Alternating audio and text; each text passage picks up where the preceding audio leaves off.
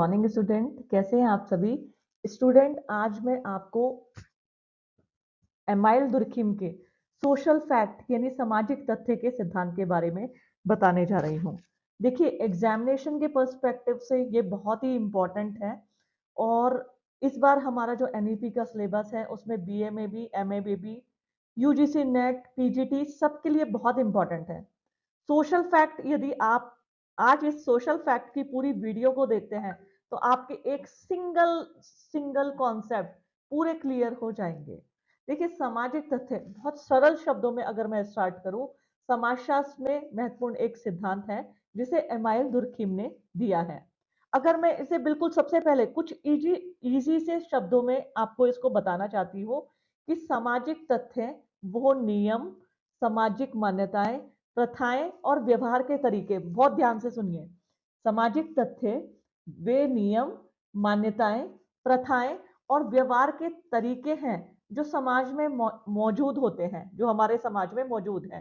कि जो हमारे हमारे जितने भी नियम हैं, मान्यताएं हैं, मान्यताएं मतलब हम जिस धर्म को मानते हैं, ठीक है, जो नियम है, प्रथाएं हैं, व्यवहार के जो तरीके हैं जो हमारे समाज में मौजूद हैं और कहीं ना कहीं ये व्यक्ति के ऊपर भारी रूप से जो है वो दबाव डालते हैं। तो वो नियम, चाहे कानून हो, चाहे प्रथाएं हो, चाहे रीति रिवाज हो, ये सब किसमें आते हैं?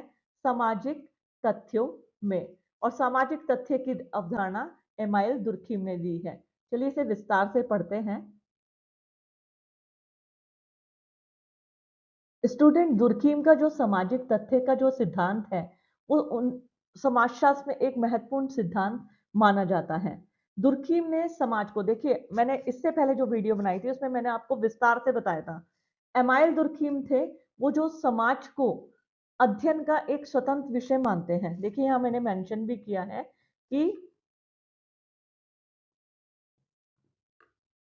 जो एमाइल दुर्खिम है, एमाइल दुर्खिम ये समाज को अध्ययन का एक स्वतंत्र विषय मानते हैं। यानी आप इनके पूरे कॉन्सेप्ट को जब पढ़ेंगे तो कहीं ना कहीं ये सोसाइटी के बारे में इन्होंने विस्तार से बताया।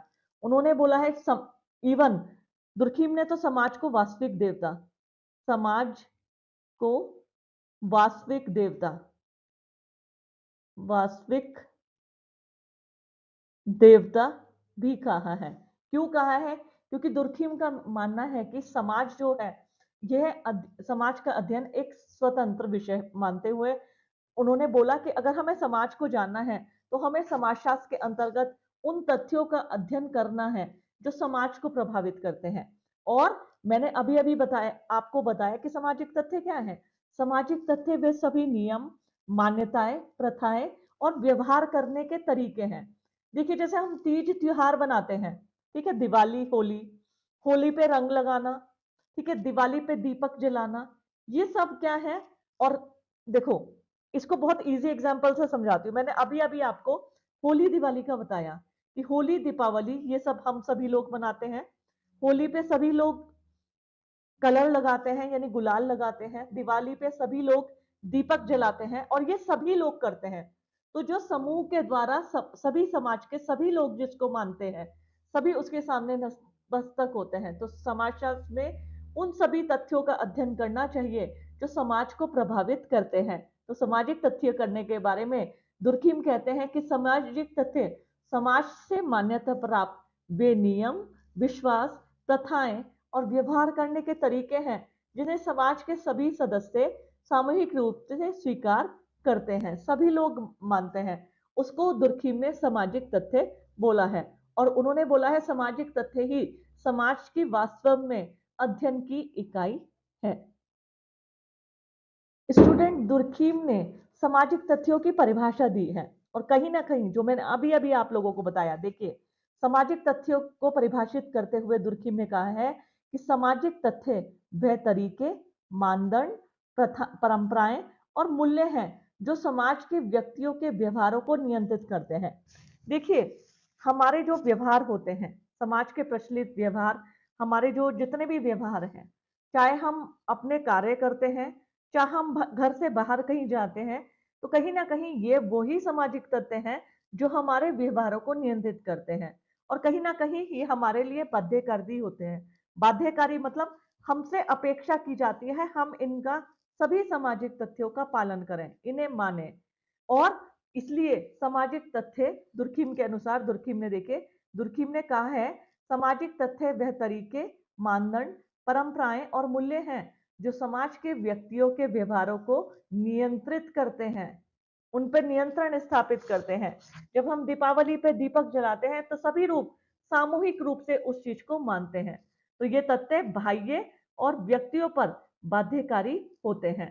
इसकी परिभाषा जो प्रॉपर डेफिनेशन दी है, सामाजिक तथ्य व्यवहार का वह तरीका है जो बाह्य व्यक्तियों पर बाध्यकारी होता है और समाज में सामान्य होता है। समाज में सामान्य इन्होंने किस लिए बोला है? क्योंकि समाज के सभी व्यक्ति इसे क्या है, मानते हैं। जो जितने भी सामाजिक तथ्य हैं, जो मैंने व्यवहार के तरीके बताए, प्रथाएं, मानदंड, मूल्य, विश्वास, ठीक है, मूल्य जैसे उदारता, ईमानदारी, देशभक्ति, ऐसा बोला जाता है। तो ये क्या होते हैं? ये तथ्य बाह्य होते हैं। बाह्य मतलब हमारे व्यवहारों में इनका प्रदर्शन जरूरी होता है और हमसे अपेक्षा की जाती है हम इनका पालन करें।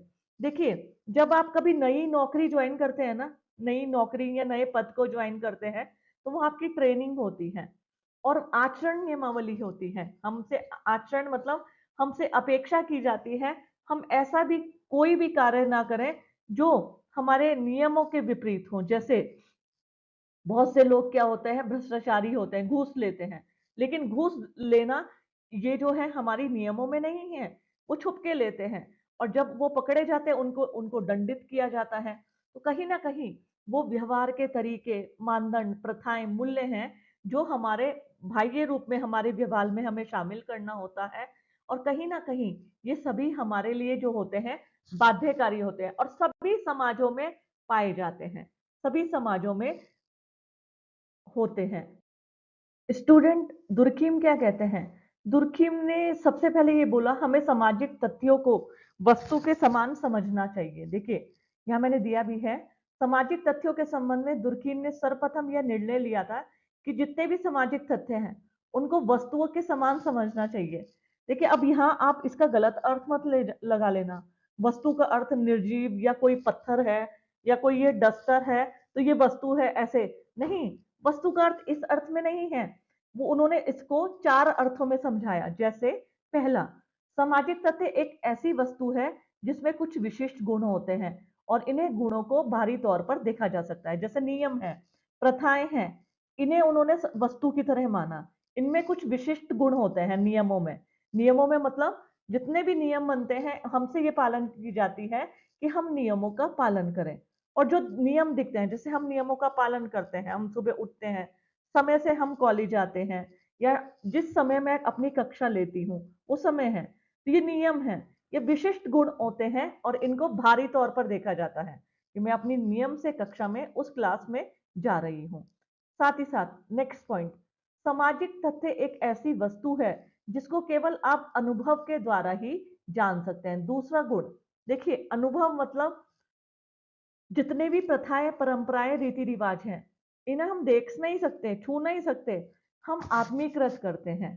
ठीक है, हमें हमें बताया गया कि हमारे जो जब किसी व्यक्ति की हिंदू धर्म में मृत्यु हो जाती है तो मृत्यु के समय उनका दाह संस्कार किया जाता है। तो ये सब क्या है, ये सब हम स्टूडेंट्स, मानते हैं। दुर्खिम कहते हैं कि सामाजिक तथ्यों को हमेशा वस्तु की तरह मानना चाहिए। देखिए, वस्तु में यहाँ अब का मतलब आया है कि सामाजिक तथ्य एक ऐसी वस्तु है जिन्हें केवल अनुभव के द्वारा जाना जा सकता है। देखिए, किन्हीं चीजों को हम अनुभव करते हैं, अनुभव के द्वारा उन्हें समझते हैं। जब देखो किसी चीज को, तभी जैसे मोबाइल फोन है, मोबाइल फोन जब तक हमारे से दूर है तो हम उसे नहीं जान सकते। जब वो हम उसके बारे में समझेंगे, वो हमारे हाथ में होगा, हम उसको बारे में उसकी टेक्निक को समझेंगे, तभी उसके बारे में हम जान पाएंगे। ऐसे ही सामाजिक तथ्य एक ऐसी वस्तु है जिसका अस्तित्व मनुष्य पर बिल्कुल निर्भर नहीं है। देखिए, दुर्खिम ने माना है कि इनका ये बहुत वेरी वेरी इंपॉर्टेंट है, ध्यान रखना। एग्जामिनेशन में इस तरह की स्टेटमेंट खासतौर पर यूजीसी नेट में आती है कि सामाजिक तथ्य एक ऐसी वस्तु है जिनका अस्तित्व मनुष्य पर बिल्कुल भी निर्भर नहीं है। मनुष्य के ऊपर ये निर्भर नहीं करते कि मनुष्य इनके बारे में क्या सोचते हैं और इनका क्या संबंध है। तो ध्यान रखना, सामाजिक तत्व एक ऐसी वस्तु है जिनका अस्तित्व मनुष्य पर निर्भर नहीं है, ऐसा माना जाता है। साथ ही साथ देखिए, कहीं ना कहीं सामाजिक तथ्य जब सामूहिक स्वीकृति होती है, समूह में सबकी स्वीकृति होती है, सामूहिक रूप से माने जाते हैं, तो दुर्खिम ने ऐसा निर्णय लिया है कि सामाजिक तत्वों को हमेशा वस्तुओं के समान समझना चाहिए और इसमें कहीं ना कहीं कुछ विशेष गुण होते हैं। नेक्स्ट है, सामाजिक तथ्य एक ऐसी वस्तु है जिन्हें केवल भारी तौर पर ही देखकर जाना जा सकता है। देखिए, सामाजिक तथ्यों को, जितने भी सामाजिक तथ्य मैंने तुम्हें बताए हैं, कहीं ना कहीं उन्हें भारी तौर पर ही देखकर जाना जा सकता है कि सामाजिक तथ्य क्या है।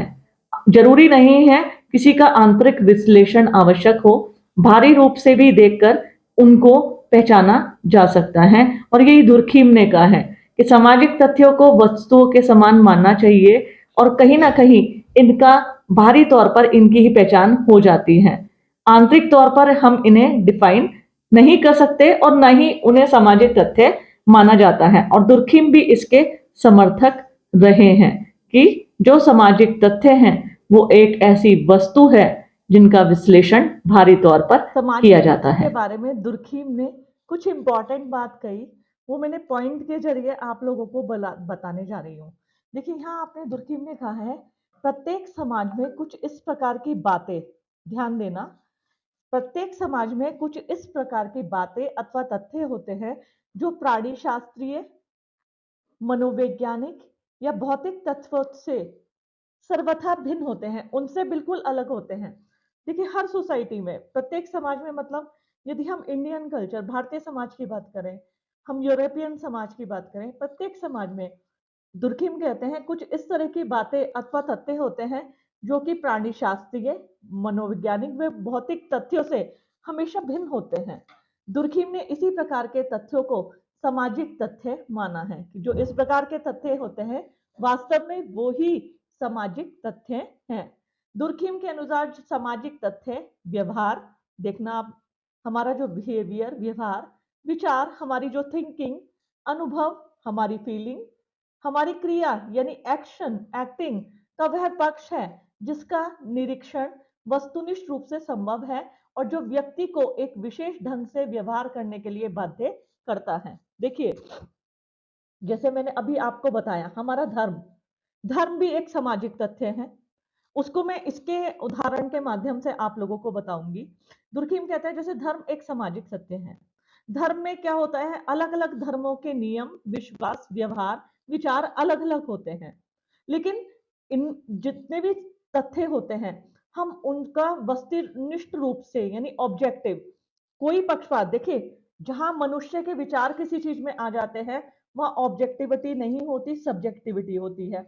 लेकिन जहां व्यक्ति के विचार से परे हम जितने भी तथ्य होते हैं, चाहे धर्म है, कानून है, प्रथाएं हैं, रीति रिवाज है, इनमें क्या होता है, ये वस्तु रूप से इनको जांचा जा सकता है। और ये वास्तव में क्या है, ये वास्तव में है व्यवहार, व्यक्ति को एक विशेष ढंग से व्यवहार करने के लिए निर्देशित करता है या बाध्य करता है। सामाजिक तथ्य का क्या है, देखिए, आप सड़क पे चल रहे हैं, ठीक है, जब आप सड़क पे चलते हैं या कार में ड्राइविंग करते हैं, स्कूटी चलाते हैं, तो आप सड़क के बाईं ओर चलते हैं, ये हमारे इंडिया में है। लेकिन आप फॉरेन कल्चर में देखेंगे वहां सड़क के दाईं ओर चलते हैं, ठीक है, हम लोग सड़क के बाईं ओर चलते हैं हमेशा। तो हमारे जो ये नियम विश्वास हैं हर समाज में अलग अलग हो सकते हैं, लेकिन ये ऑब्जेक्टिव होते हैं क्योंकि ये सभी समाज में होते हैं। व्यक्ति इनको मान सकते हैं, इन्हें हम परख सकते हैं, जांच सकते हैं, और कहीं ना कहीं हमसे अपेक्षा की जाती है, हम लोगों से, कि हम उनका पालन करें ही करें। मतलब अगर हम सामाजिक तथ्य, जैसे सड़क के बाईं ओर चले, अगर हम दाईं ओर चले इंडिया में, तो निश्चित रूप से आपकी दुर्घटना होना या एक्सीडेंट होना हो ही जाएगा, है ना। तो इसमें विशेष ढंग से व्यवहार करने के लिए वो क्या करता है, इंसिस्ट करता है, यानी बाध्य करता है।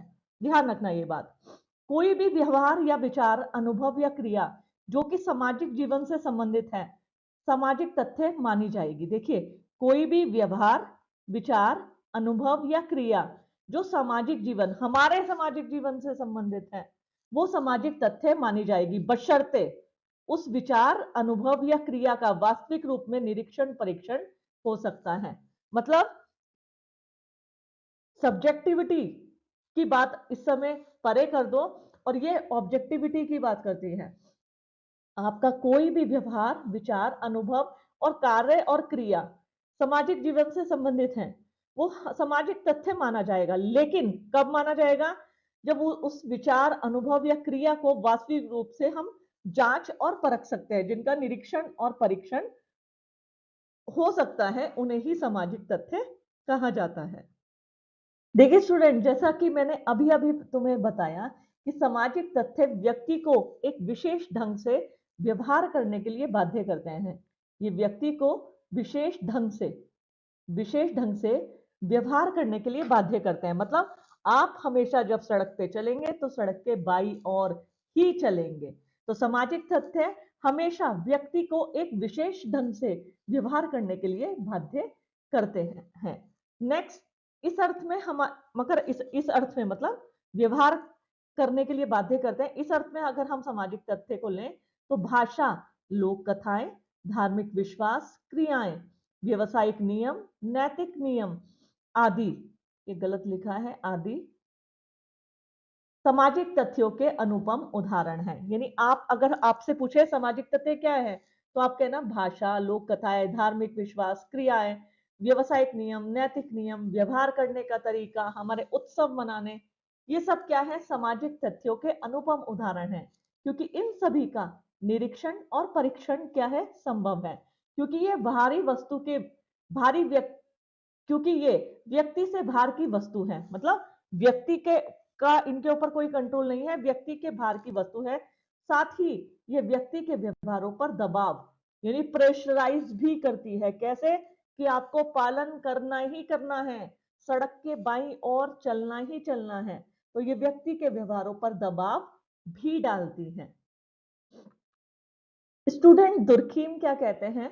समाजशास्त्र को, दुर्खीम ने हमेशा कहा है समाजशास्त्र को केवल उन तथ्यों का अध्ययन करना चाहिए जो व्यक्ति से स्वतंत्र हो, यानी व्यक्ति का जिनके ऊपर कोई कंट्रोल ना हो, व्यक्ति से परे हो, व्यक्ति से स्वतंत्र हो। देखिए यहां देखिए, दुर्खीम ने कहा है कि समाजशास्त्र को केवल उन्हीं तथ्यों का अध्ययन करना चाहिए जो व्यक्ति से स्वतंत्र हो, बाह्य यानी एक्सटर्नल हो और बाध्यकारी होते हैं। है ना? बाध्यकारी मतलब हमें इनका पालन करना ही करना है, इसलिए ये क्या होते हैं? बाध्यकारी होते हैं। ये तथ्य समाज की सामूहिक चेतना, कलेक्टिव कॉन्शियसनेस, देखिए अब आ गया, मैंने आगे की स्लाइड में कलेक्टिव कॉन्शियसनेस की बात की थी। एक व्यक्ति किसी चीज की अवहेलना करता है तो वो नहीं माना जाएगा। एक व्यक्ति पालन नहीं करता है, एक व्यक्ति किन्हीं नियमों का उल्लंघन करता है, तो उसको हम समझे। लेकिन हाँ, कलेक्टिव कॉन्शियसनेस, सामूहिक चेतना, सभी धार्मिक नियमों को माने। होली, दीपावली, ईद है, त्योहार है, बैसाखी है, सभी लोग जब सामूहिक रूप से उस चीज को मानते हैं, उनका पालन करते हैं, तो वो क्या होते हैं? सामूहिक चेतना का हिस्सा होते हैं। वे तथ्य क्या होते हैं? कलेक्टिव कॉन्शियसनेस का हिस्सा होते हैं और व्यक्ति के व्यवहारों को नियंत्रित करते हैं, क्योंकि उसमें सामूहिक स्वीकृति होती है, समूह के सभी सदस्य उसको मानते हैं। आपने सामाजिक तथ्य के दो प्रमुख प्रकार बताए थे, बाह्यता, एक्सटर्नलिटी, एंड बाध्यता यानी और कॉन्स्ट्रेंट। तो बाह्यता और बाध्यता की बात करते हैं। यही देखिए, सामाजिक तथ्य के आपने तीन प्रमुख लक्षण उसी संदर्भ में आया है, सामाजिक तथ्यों के प्रकार के संदर्भ में। पहला, बाह्य प्रकृति, कि ये व्यक्ति के बाहर मौजूद होते हैं। जितने भी नियम, विश्वास, कानून, प्रथा है, वो व्यक्ति, इसकी प्रकृति क्या होती है? व्यक्ति के बाहर मौजूद होते हैं, बाध्यकारी होते हैं, कि हमसे अपेक्षा की जाती है, इनको पालन करना ही करना है। यह व्यक्ति को इन्हें मानने के लिए बाध्य करते हैं। और सामान्यता, सामान्यता मतलब कॉमन, ये समाज के व्यापक रूप से स्वीकार्य होते हैं, यानी समाज के सभी व्यक्ति इनको मानते हैं, सामूहिक रूप से स्वीकृत करते हैं। इनके कलेक्टिव कॉन्शियसनेस के साथ साथ सभी समाजों में समान रूप से पाए जाते हैं। उनका स्वरूप अलग अलग हो सकता है। जैसे मैंने अभी अभी बताया, भारत में जो सड़क के नियम है, या सड़क के चलते समय, गाड़ी चलाते समय, तो ऐसा कहा जाता है, कहा नहीं, ये नियम है, सड़क के बाईं ओर चलना है। जबकि अन्य देशों की बात करें उनमें सड़क के दाईं ओर चला जाता है। तो ये सामान्यतः सब में पाए जाते हैं, स्वरूप में थोड़ा बहुत अंतर हो सकता है। स्टूडेंट दुर्खीम ने सामाजिक तथ्य की अवधारणा को और विस्तार से समझाने के लिए दो शब्दों का प्रयोग किया है। देखिए, बाह्यता एक्सटीरियोरिटी, बाध्यता कॉन्स्ट्रेंट। देखिए, जितने भी सामाजिक तथ्य होते हैं, सामाजिक तथ्य ऐसा कहा जाता है व्यक्ति से स्वतंत्र है। व्यक्ति मतलब व्यक्ति का इसके ऊपर कोई कंट्रोल नहीं होता। जितने भी सामाजिक एक्सटीरियोरिटी मतलब बाह्यता जो होता है, मतलब व्यक्ति का सामाजिक तथ्यों से कोई संबंध नहीं है, ये उनसे स्वतंत्र होते हैं, ये पहले से मौजूद रहते हैं। और व्यक्ति जो होता है जैसे जैसे जन्म लेता जाता है, वैसे वैसे वो इनको अपनाते जाता है। जैसे हमारी भाषा है, भाषा हम सीखते हैं, तो ऐसा नहीं है कि व्यक्ति इनको बनाता है। जब कभी इनका हो गया, अब आप कहेंगे कि नहीं मैडम, भाषा कभी ना कभी तो बनी होगी। जब बनी थी। कहीं ना कहीं भाषा अब व्यक्ति से स्वतंत्र है। जैसे जैसे व्यक्ति जन्म लेगा, वो कहीं ना कहीं इन भाषाओं को सीखता जाता है। तो ये क्या होता है, इसमें बाह्यता का गुण होता है। ठीक है, अब आता है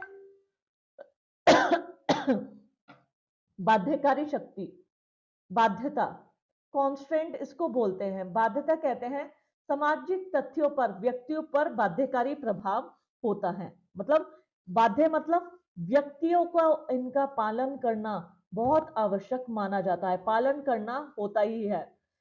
यदि कोई व्यक्ति इनका पालन नहीं करता तो उसे सामाजिक दंड का सामना करना पड़ता है। जैसे मैंने अभी भी तुम्हें सड़क का एग्जाम्पल दे रही हूँ। पहली बात, अगर तुम दाईं ओर चढ़े सड़क भारत में, तुम्हारा दुर्घटना का शिकार हो जाओगे। दूसरा, तुम सड़क नियमों के उल्लंघन की तुम्हें सजा मिलेगी। तो ये क्या होते हैं, जो भी कोई इनका पालन नहीं करता तो उसको दंड का सामना करना पड़ता है। और जैसे कानून तोड़ने पर सजा मिलती है, तो उसे कहते हैं बाध्यता कॉन्स्ट्रेंट।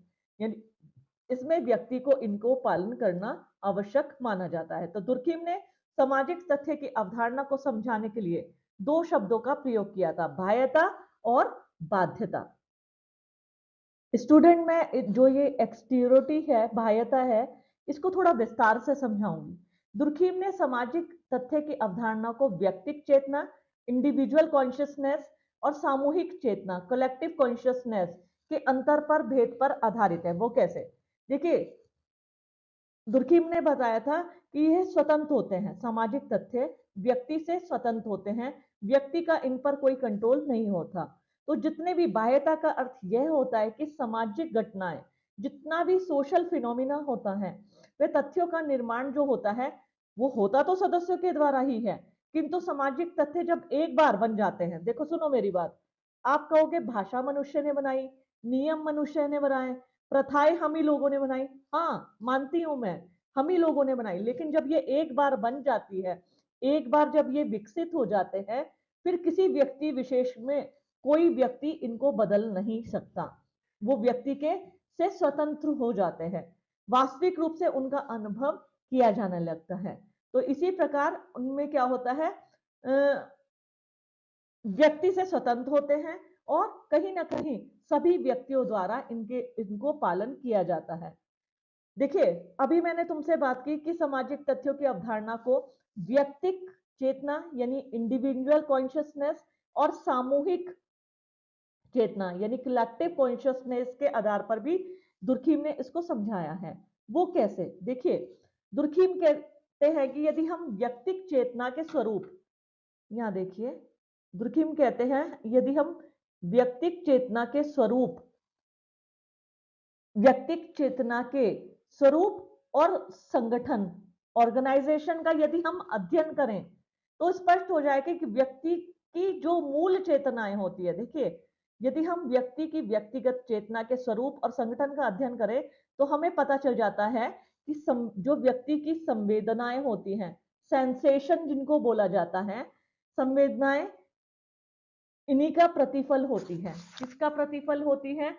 जैसे जो व्यक्ति होता है, जैसे मैंने अभी अभी आपको बताया, कोई समाज में नियम बना है, उसे किसी व्यक्ति ने बनाया है, लेकिन सभी लोग उसके सामने नतमस्तक होने लगे, उसको मानने लगे।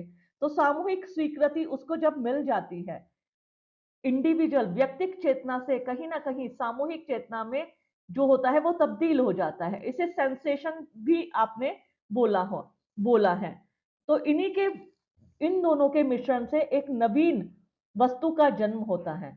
और इस सिद्धांत को दुर्खीम ने सिंथेसिस एंड सुई जनरिस, ध्यान देना, इसी सम्मिश्रण से, जो इन दोनों के सम्मिश्रण से नवीन अवस्था का जन्म होता है, उसको दुर्खीम ने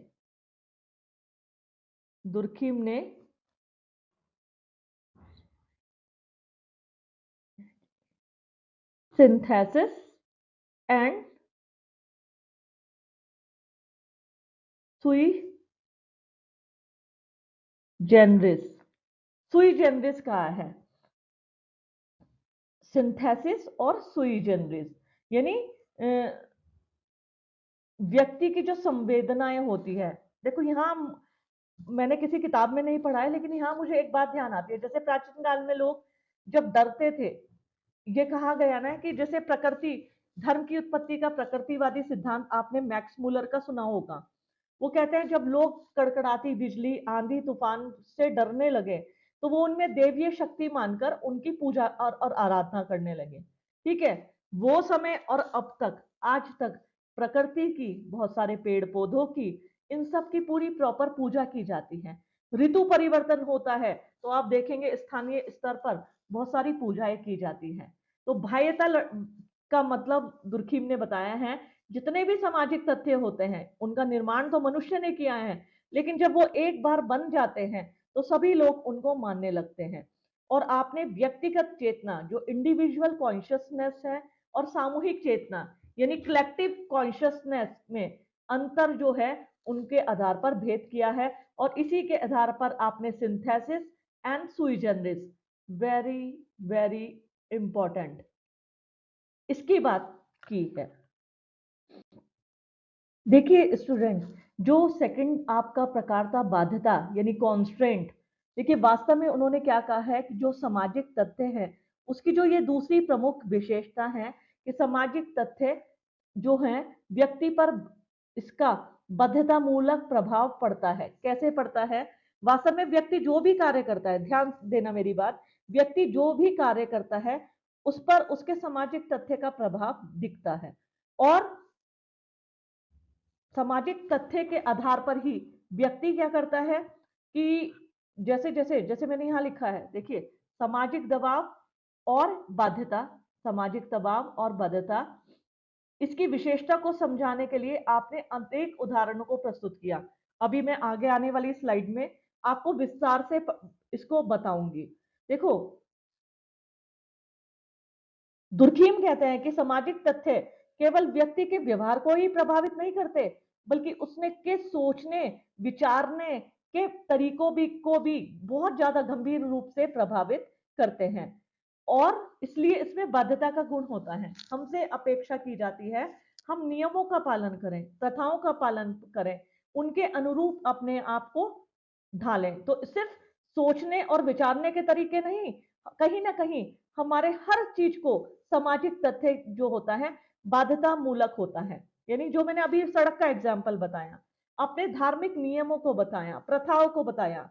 देखिए देखिए, जो भी धर्म होता है, जब व्यक्ति मृत्यु को प्राप्त हो जाता है तो उसे अपने अपने धर्म के अनुसार अंतिम संस्कार की क्रिया करनी ही पड़ती है।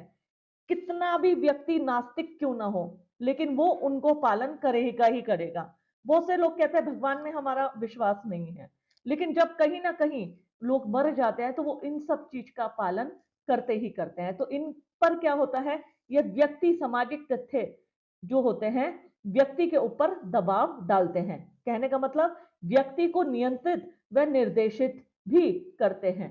आपके अनुसार समाज में प्रचलित अनेक सामाजिक तथ्य जैसे नैतिक नियम, धार्मिक विश्वास, वित्तीय अवस्था आदि सभी मनुष्य के व्यवहार करने के तरीकों को बहुत ज्यादा प्रभावित करते हैं। जो मैं बार बार कह रही हूँ, ये सब व्यवहार को तो छोड़ो, व्यक्ति के सोचने विचारने के तरीकों को भी बहुत ज्यादा प्रभावित करते हैं। देखिए स्टूडेंट, मैंने अपनी इस वीडियो में नवीन कुछ एग्जाम्पल और कुछ नया करने की कोशिश कर रही हूँ, जिससे आपको पूरा कॉन्सेप्ट समझ में आ जाए। तो मेरे चैनल को सब्सक्राइब जरूर करना, और मेरी जो जो ये वीडियो है इस पे कमेंट करके जरूर बताना कि आपको ये वीडियो कैसा लगा। देखिए, मैंने अब ऐसे कुछ एग्जाम्पल, ये वाली स्लाइड भी, आगामी कुछ स्लाइड में मैं कुछ तुम्हारे दिन प्रतिदिन के ऐसे इजी एग्जाम्पल से सामाजिक तथ्यों को समझाऊंगी कि तुम लास्ट में ये नहीं कहोगे कि मैडम समझ नहीं आया। देखिए, अब मैंने कहा कि सामाजिक तथ्यों को रोजमर्रा के उदाहरण से समझें, मतलब डे टू डे की लाइफ से मैं तुम्हें सामाजिक तथ्य समझाऊंगी। जैसे भाषा जो है सामाजिक तथ्य है, ठीक है। भाषा समाज द्वारा विकसित की जाती है। जैसे जो भी भाषा तुम देख रहे हो वो समाज ने विकसित की है। समाज में किसने? व्यक्ति ने की है, ठीक है। व्यक्ति इसे जन्म देने के बाद सीखता है। जब कोई भी व्यक्ति जिस परिवार में जन्म लेता है, तो जो, जैसे किसी ने यूरोप में जन्म लिया, किसी ने अमेरिका में लिया, किसने भारत में लिया, किसी ने भारत के साउथ में लिया, केरल में लिया, तो वो तेलुगु, कन्नड़, मलयालम जो उनकी भाषा होती है अपने परिवार के अनुसार सीखता है, लेकिन उसे बदलने की शक्ति उसके पास नहीं होती। देखो ध्यान से सुनो, भाषा सामाजिक तथ्य है। भाषा समाज द्वारा विकसित की जाती है और विकसित की भी है। जो भी व्यक्ति जिस परिवार में जन्म लेता है वो इसे सीखता है, लेकिन उसे बदलने की शक्ति उसके पास नहीं है। किसी भी भाषा को बदलने की शक्ति व्यक्ति के पास नहीं है। हाँ, ये हो सकता है कि जैसे वो साउथ इंडियन है और कहीं नौकरी के लिए वो नॉर्थ इंडिया में जाके रहने लगे, तो वो दूसरी भाषा को सीख सकता है, वो अलग मैटर है। तो भाषा, और इसे विस्तार से यदि बताए, हिंदी बोलने वाला व्यक्ति हिंदी में सोचता है, हिंदी में लिखता है और हिंदी में संवाद करता है। देखो, इसको मैंने और डिटेल में बताया है कि जो व्यक्ति हिंदी बोलते हैं या जो व्यक्ति बंगाली बोलते हैं, वो बंगाली में सोचेंगे, बंगाली में लिखेंगे और बंगाली में ही बातें करेंगे। ऐसा ही अंग्रेजी, अन्य भाषाओं में आवश्यकता के अनुसार व्यक्ति भाषा को सीखता है। भाषा के नियम जैसे व्याकरण या शब्दों के अर्थ पहले से तय होते हैं। पहले से तय, जैसे ये मेरे पास क्या है, बताओ ये क्या है मेरे पास? पेन। हिंदी में बोलते हैं इसको कलम। अब मैं ऐसे कहूंगी, इससे मैं कटोरी बोलने लग जाऊं, ये पेन नहीं है, ये कटोरी है, बाउल। तो ऐसा पॉसिबल नहीं है। जो भाषा के नियम बन गए वो हमेशा एक जैसे रहेंगे, ये कभी बदले नहीं जाएंगे। तो ये जो व्याकरण में इनके नाम, ठीक है, ये पेपर है यानी कागज, तो इनके नाम जो भी व्याकरण में निर्धारित किए गए हैं वो हमेशा वैसे ही रहेंगे। अब ये व्यक्ति से स्वतंत्र है, व्यक्ति इनमें बदलाव नहीं कर सकता। चलिए अब एक दूसरे बहुत इजी एग्जाम्पल से समझाती हूँ। मैंने बताया ना स्टूडेंट, आज की मैं वीडियो जब डेट, अब तुम्हारी वीडियो बना रही हूँ, नए नए तरीके खोज रही हूँ। ये समझो मुझे इस स्लाइड को बनाने में बहुत टाइम लगा। तो जरूर कमेंट करके बताना आपको कैसी लगी। देखिए नेक्स्ट एग्जाम्पल है, जो मैं इजी एग्जाम्पल आपको बता रही हूँ। इजी एग्जाम, कानून और नियम, लॉज एंड रूल्स। देखिए, कानून समाज को अनुशासन बनाए रखने के लिए बनाए जाते हैं। जितने भी लॉ होते हैं और रूल्स होते हैं, वे समाज में जो हमारे अनुशासन होता है वो बना रहे। व्यक्ति व्यवहारों, निश्चित व्यवहार के अनुरूप व्यवहार करें, इसलिए कानून बनाए जाते हैं, ठीक है। जैसे मैंने अभी अभी तुम्हें ट्रैफिक वाली बात की थी। ट्रैफिक सिग्नल पर लाल बत्ती का पालन करना अनिवार्य है। यदि कोई उसे तोड़ता है तो उसे जुर्माना देना पड़ता है। यह नियम समाज की सामूहिक सहमति का परिणाम है।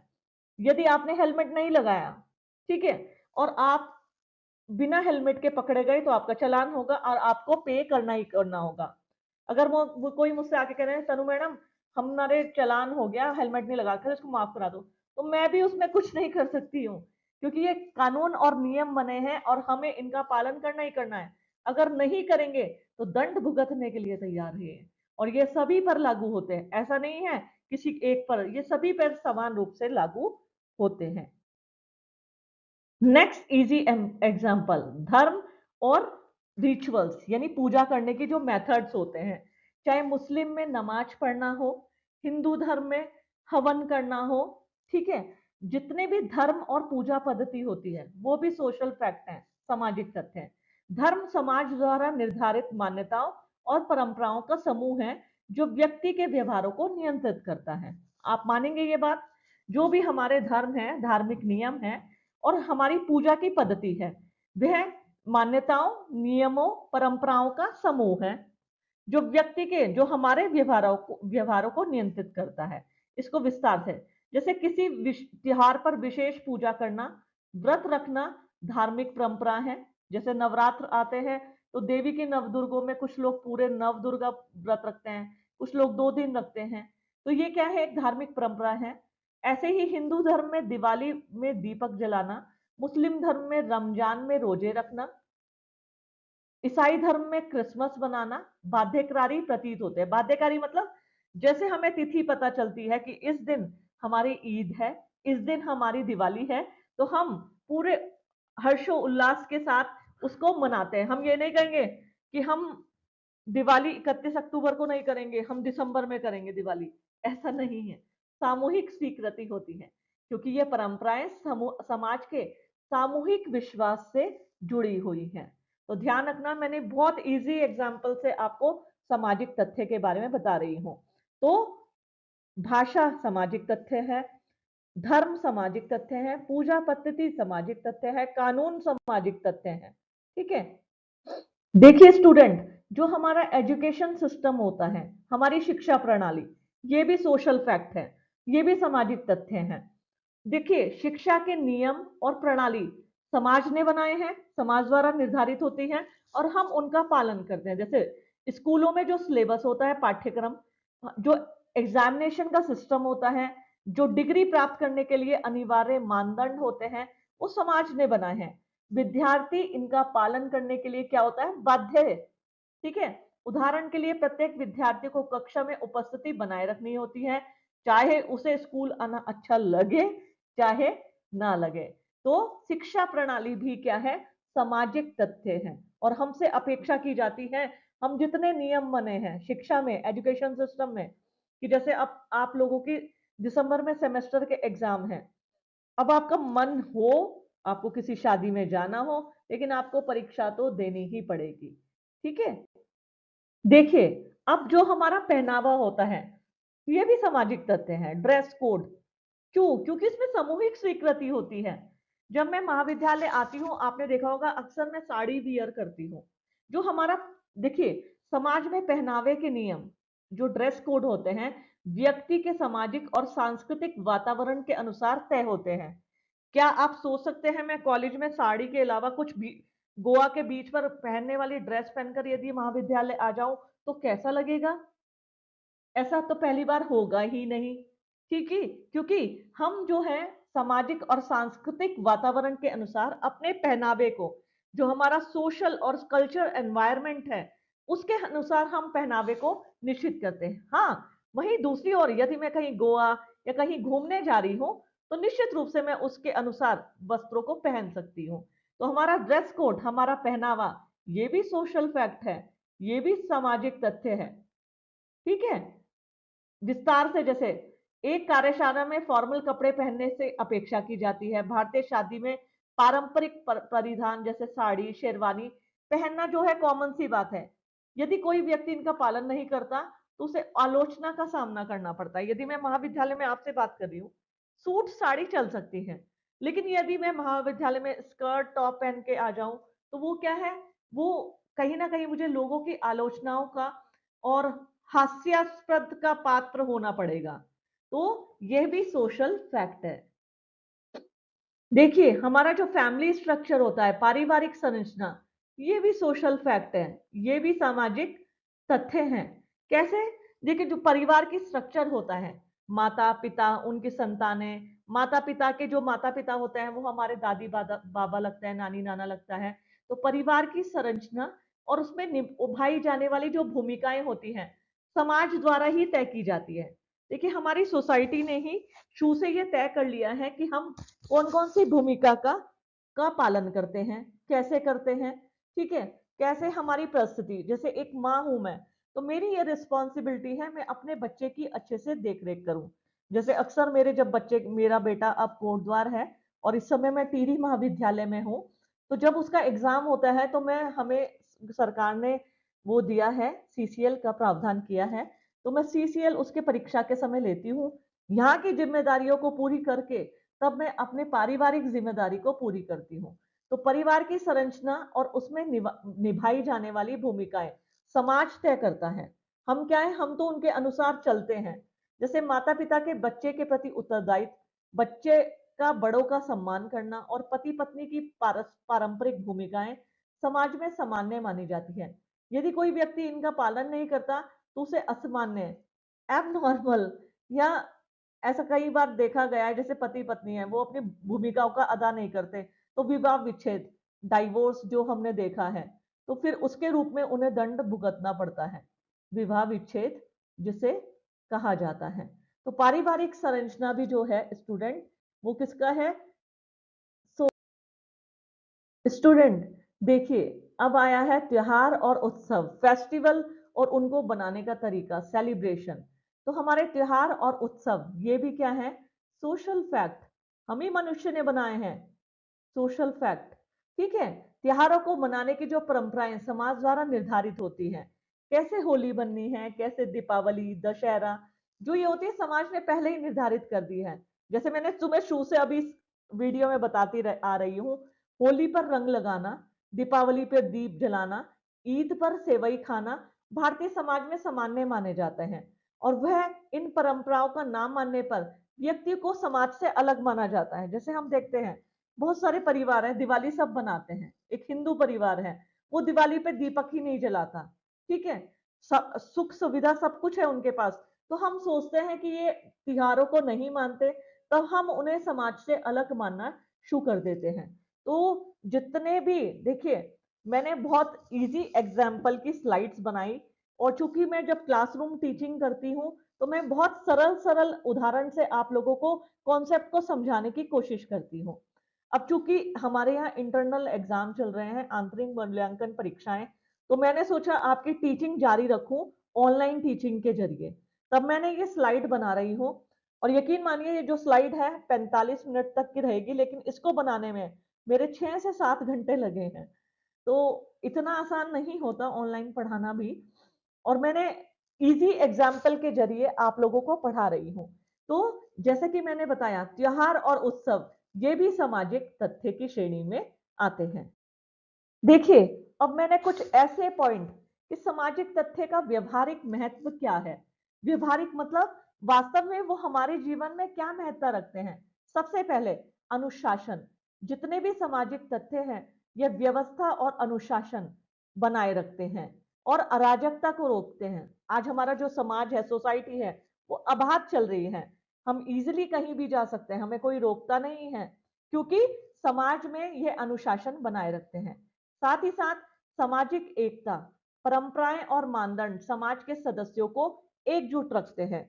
हम लोग इन्हीं के जरिए सभी लोगों में एकता पाई जाती है, सब लोग एकजुट रहते हैं। साथ ही साथ सामाजिक परिवर्तन, सामाजिक तथ्य समय के साथ बदलते भी हैं, ये समाज के विकास को दर्शाते हैं, तो समय के साथ इनमें परिवर्तन भी होता है। और समाजशास्त्र का वैज्ञानिक अध्ययन, जो कि दुर्कीम सबसे पहले बोलते हैं कि जो सामाजिक तथ्य हैं वो समाज का क्या है, समाजशास्त्र का वैज्ञानिक अध्ययन है। सामाजिक तथ्य समाजशास्त्र का वैज्ञानिक अध्ययन है। सामाजिक तथ्य का विश्लेषण करके समाज की संरचना और कार्य प्रणाली, समाज का जो स्ट्रक्चर होता है और उसकी जो कार्य होते हैं, उसे हम बहुत बेहतरी से समझ सकते हैं। तो स्टूडेंट, ये मैंने दुर्कीम के सामाजिक तथ्य के सिद्धांत को विस्तार से समझाने का प्रयास किया है।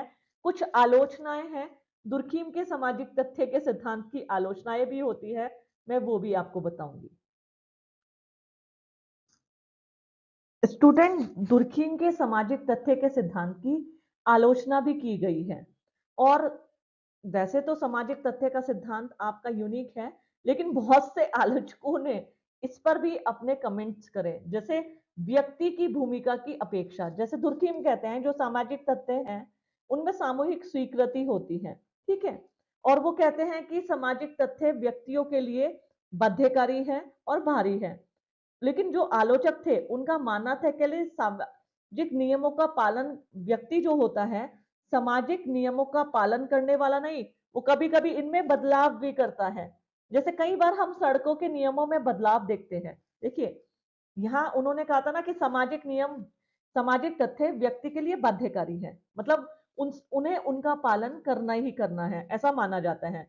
लेकिन आलोचक कहते हैं कि जो नियम जो व्यक्ति बनाता है, कहीं ना कहीं वो उसे व्यक्ति बदलता भी है। तो उन्होंने व्यक्ति की भूमिका की उपेक्षा इसमें की है। साथ ही साथ नेक्स्ट है सामाजिक परिवर्तन की अनदेखी। दुर्खीम का जो सिद्धांत है, कई बार लोग कहते हैं समाज में जो परिवर्तन होते हैं, यानी समाज में होने वाले बदलाव और उनके कारण, इसकी अनदेखी दुर्खिम ने की है कि ऐसा नहीं है समाज में बदलाव नहीं होते, नियम बन गए तो हमेशा वो चिर स्थायी रहते हैं, ऐसा नहीं है। आलोचक कहते हैं कि जो नियम बनते हैं, विश्वास, प्रथाएं, परंपराएं, वो कभी बदलती भी है। तो उन्होंने समाज में जब परिवर्तन होता है, जैसे कोविड आया, कोविड के काल के दौरान जब लॉकडाउन लगा, लोग घरों में बैठे और कहीं ना कहीं बहुत सारी समस्याएं भी आई, तो कहीं ना कहीं ये वो क्या कहते हैं आलोचक कि सामाजिक परिवर्तन की अनदेखी दुर्खिम ने की है। नेक्स्ट है अत्यधिक वस्तुनिष्ठ दृष्टिकोण। उन्होंने कहा बहुत ज्यादा ऑब्जेक्टिविटी है। उन्होंने कहा सामाजिक तथ्य किसने बनाए हैं, हम ही मनुष्यों ने, और पालन कौन करता है, हम ही मनुष्य करते हैं। तो उन्होंने कहा था कि जरूरी नहीं है ये पूर्णतः वस्तुनिष्ठ हो, कहीं ना कहीं इसमें व्यक्ति निष्ठा भी है। तो उन्होंने आलोचकों ने बोला कि एमाइल दुर्खिम इसे बहुत ही अधिक वस्तुनिष्ठ मानते हैं, जबकि ऐसा नहीं है, सामाजिक तथ्यों का निर्माता मनुष्य ही है। तो उन्होंने इस आधार पर भी इनकी आलोचना की थी। साथ ही साथ सामाजिक दबाव की अतिशयोक्ति, जो इसका सेकंड प्रकार था बाध्यता। ऐसा कहा जाता है ना कि सोशल प्रेशर, यानी व्यक्तियों से यह अपेक्षा की जाती है कि वह इन नियमों का पालन करे ही करे और ये व्यक्ति के लिए बाध्यकारी होती है। तो उन्होंने कहा बहुत ज्यादा प्रेशर, बहुत से व्यक्ति होते हैं आजकल हम देखें कि वो बहुत से नियमों को नहीं मानते हैं। हमारी परंपराएं, विश्वास, धार्मिक विश्वास, अब पूरे समूह के लोग उनकी अवहेलना करने लगे हैं। तो उन्होंने जो बाध्यता की बात की और सोशल प्रेशर, सामाजिक दबाव, उन्होंने कहा ये बहुत ज्यादा अतिशयोक्ति नहीं हो गई, मतलब बढ़ा चढ़ा के नहीं बता दिया दुर्खीम ने इसको। तो आलोचकों ने जो बाध्यता मूलक पक्ष है इसका, सामाजिक दबाव की बात, इस पर अतिशयोक्ति की बात भी की है। साथ ही साथ सांस्कृतिक विविधता की अनदेखी। दुर्खीम का सिद्धांत, वो कहते हैं आलोचक, ये पश्चिमी समाजों पर लागू नहीं होता। उन्होंने कहा पश्चिम के समाज के संस्कृति और रीति रिवाज अलग होते हैं, वहां उन बाध्यकारी वो उन लोगों के लिए नहीं है। तो कहीं ना कहीं पश्चिमी समाज और उनकी संस्कृति में ये बाध्यकारी नहीं है, और कहीं ना कहीं उन्होंने उन संस्कृति की सांस्कृतिक विविधता की अनदेखी की है। देखिए, जब कुछ कार्य होता है तो उसकी आलोचना होना स्वाभाविक है। मैंने आपको ये क्रिटिकल एनालिसिस इसलिए बताया है क्योंकि कई बार एग्जाम में, देखिए यूपीएससी की जो परीक्षाएं होती हैं उसमें बताया जाता है, कई बार एग्जाम में जब क्वेश्चन आते हैं, आलोचनात्मक विवेचना कीजिए, किसकी आलोचनात्मक विवेचना कीजिए। तो हम कहीं ना कहीं इस पक्ष को नकार नहीं सकते। दुर्खीम ने सामाजिक तथ्य के बारे में बताया, the rules of sociological method में सामाजिक तथ्यों की बात की। आपने कहीं ना कहीं अपनी जो किताबें हैं उनमें सामाजिक तथ्यों के आधार पर विस्तार से बताया सोशल फैक्ट के बारे में। लेकिन आलोचकों ने इनकी कई आधार पर जो मैंने ये दिए हैं इस पे उनकी उपेक्षा भी की है। देखिए स्टूडेंट, ये था दुर्खीम का सामाजिक तथ्य का सिद्धांत। ये मैंने बहुत विस्तार से, इवन ध्यान रखना इंग्लिश के बच्चों, मैंने जॉर्ज रिट्जर की ये किताब है सोशलॉजिकल थ्योरीज, ठीक है। अगर आपको थिंकर्स को बहुत अच्छे से और विस्तार से तैयारी करना है तो आप जॉर्ज रिट्जर की इस सोशलॉजिकल थ्योरीज को पढ़ सकते हैं। बहुत फ्रूटफुल किताब है। कहीं ना कहीं जो मैंने ये स्लाइड्स बनाई है ना आप लोगों के लिए, इनमें इस किताब का भी सहारा लिया है। तो ध्यान रखिएगा, जो मैंने ये सिद्धांत बनाया इस बार पूरे मन से बनाया है, और एग्जामिनेशन के पर्सपेक्टिव से ये थ्योरी बहुत इंपॉर्टेंट है। और चूंकि मैंने इसको बहुत इजी एग्जाम्पल के जरिए समझाने का प्रयास किया है, तो आपके लिए मेरा ये मानना है ये बहुत फ्रूटफुल है। और आप लोगों का फीडबैक मेरे लिए बहुत इंपॉर्टेंट है, तो अपना फीडबैक जरूर दीजिएगा।